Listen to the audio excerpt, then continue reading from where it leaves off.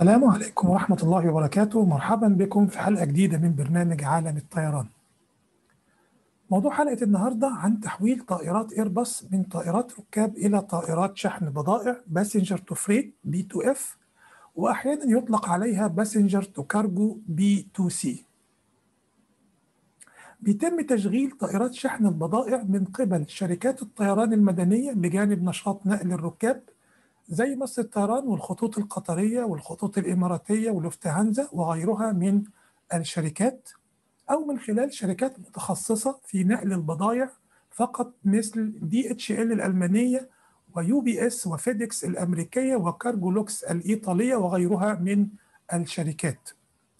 بالنسبة لطائرات الشحن، إما أن تكون جديدة تماما خارجة من المصنع زي ال A330-200F ويصل سعرها إلى 240 مليون دولار، والتي دخلت الخدمة منذ 2010 وتم إنتاج وتسليم 39 طائرة منها حتى الآن. الكثير من شركات الشحن بتفضل تحويل طائرات الركاب بعد تقادمها أكثر من 15 إلى 20 عام في مجال نقل الركاب وتحويلها إلى طائرات شحن بضائع قادرة على العمل لمدة تصل إلى 20 عام أخرى بعد التحويل، وذلك للاستفادة منها وعدم تكهينها، كذلك توفيرا لنفقات شراء طائرات بضائع جديدة. في هذه الحلقة سنتكلم عن مواصفات الشركات المؤهلة للقيام بتحويل الطائرات. شركة EFW صاحبة الحق في عمليات تحويل طائرات إيرباص، برامج تحويل الطائرات متوسطة الحجم A300 310 330، برنامج تحويل الطائرات صغيرة الحجم A320 A321. لا تنسوا الإعجاب بالفيديو والاشتراك بالقناة وتفعيل الجرس ليصلك كل جديد. أولا، مواصفات الشركات المؤهلة للقيام بتحويل الطائرات.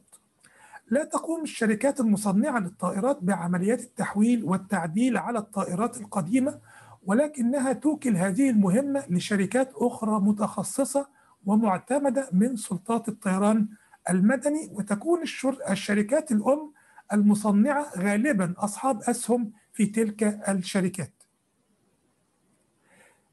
يجب أن تتوفر الشروط الآتية في هذه الشركات، وهي: أولا، يجب أن تكون الشركة هيئة تصميم معتمدة Approved Design Organization من سلطة الطيران المدني مثل الإيازة الأوروبية أو ال FAA الأمريكية. ثانيا، الحصول على شهادة الطراز التكميلي Supplemental Type Certificate STC للطراز المطلوب تحويله من ركاب إلى بضائع من سلطة الطيران المدني زي الإيازة أو ال FAA. نمرة 2، للحصول على شهادة الطراز التكميلي STC تقوم الشركة بالخطوات الآتية. نمرة 1، تقديم التصميم المعدل والمقترح للتصميم الأصلي لتحويل الطائرة بما يتماشى مع متطلبات سلطة الطيران المدني الإيازة أو ال FAA لاعتماد التصميم قبل تنفيذه. نمرة 2، تنفيذ عملية التحويل على نموذج تجريبي بروتوتايب طبقا للتصميم المعدل والمعتمد، ثم اجتياز الاختبارات الأرضية والجوية المطلوبة طبقا لمتطلبات الطيران المدني. ثانيا، شركة EFW صاحبة الحق في عمليات تحويل طائرات ايرباص. EFW شركة مشتركة بين ايرباص الأوروبية بنسبة 45% وشركة ST انجينيرنج ومقرها سنغافورة بنسبة 55%، أي أنها تعتبر تابعة لشركة ST انجينيرنج. EFW مقرها الرئيسي في ألمانيا بمدينة دريسدن جنوب شرق ألمانيا على نهر إلبا زي ما هو واضح في الخريطة. EFW بتعمل في مجال تحويل الطائرات من ركاب إلى شحن منذ عام 1996، أي أن لها أكثر من 25 عام خبرة، بالإضافة إلى أنها مركز صيانة وإصلاح طائرات معتمد Maintenance and Repair Organization. ثالثا، برامج تحويل الطائرات متوسطة الحجم A300 A310 A330.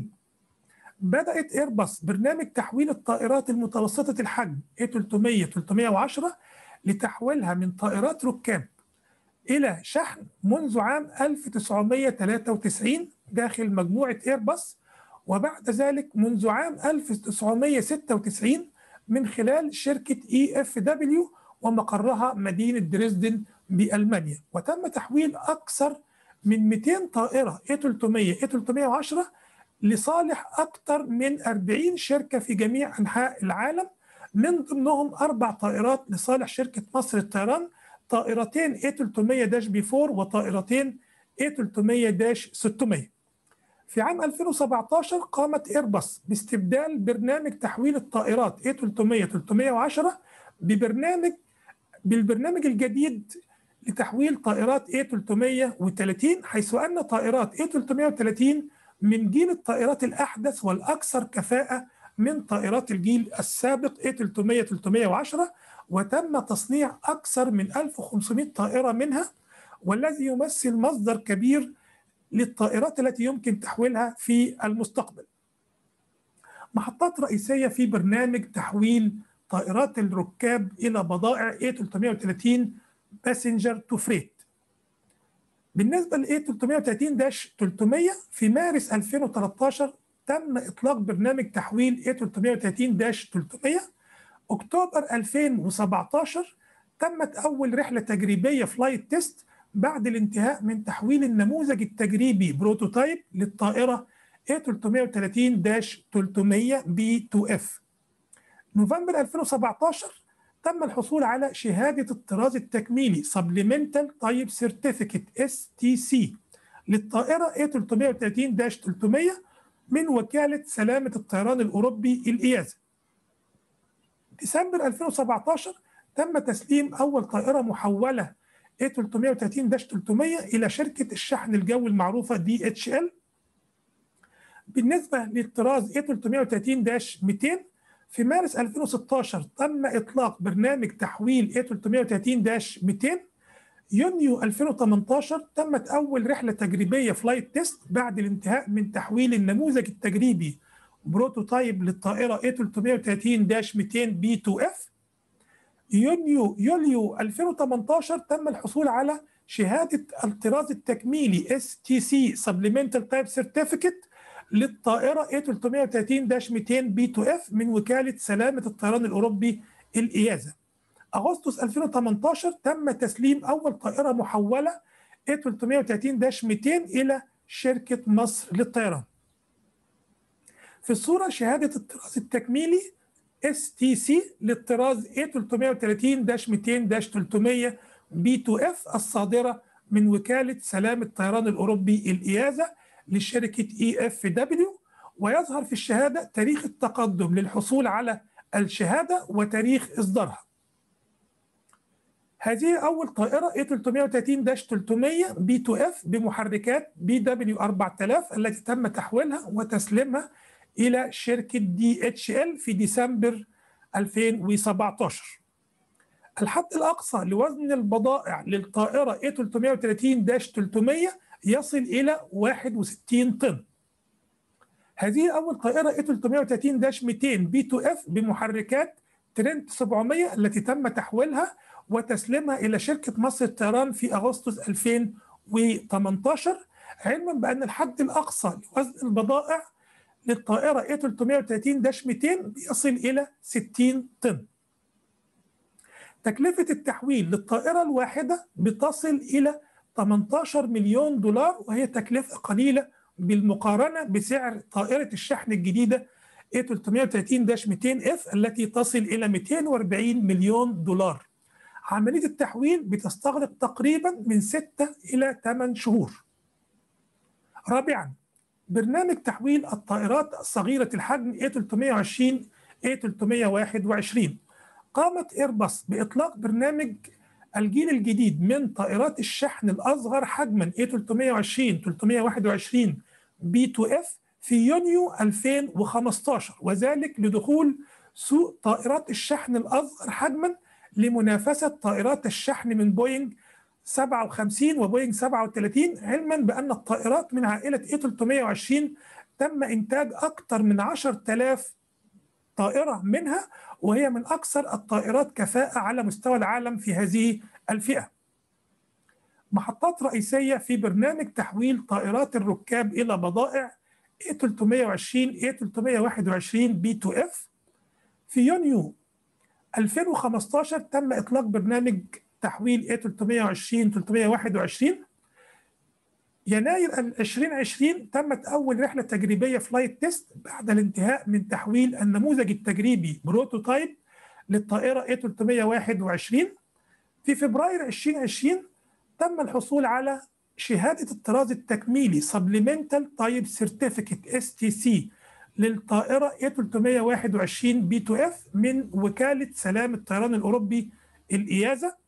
في يوليو 2020 تم اعتماد شهادة الطراز التكميلي STC من إدارة الطيران الفيدرالية الأمريكية FAA.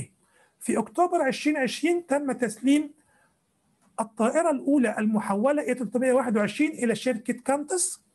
ولتلبية الطلبات الكثيرة المتوقعة على تحويل الطائرات A320 321 تقوم شركة ST Engineering وشركة EFW بإنشاء مواقع تحويل إضافية في الصين والولايات المتحدة وألمانيا، والتي ستزيد من قدرة التحويل على مستوى العالم للطراز إلى 25 طائرة سنويا بحلول عام 2023.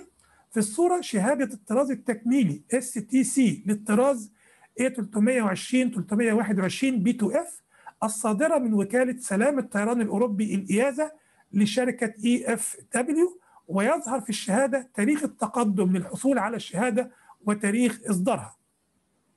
هذه أول طائرة A321 B2F بمحركات V2500 التي تم تحويلها وتسليمها إلى شركة كانتس في أكتوبر 2020.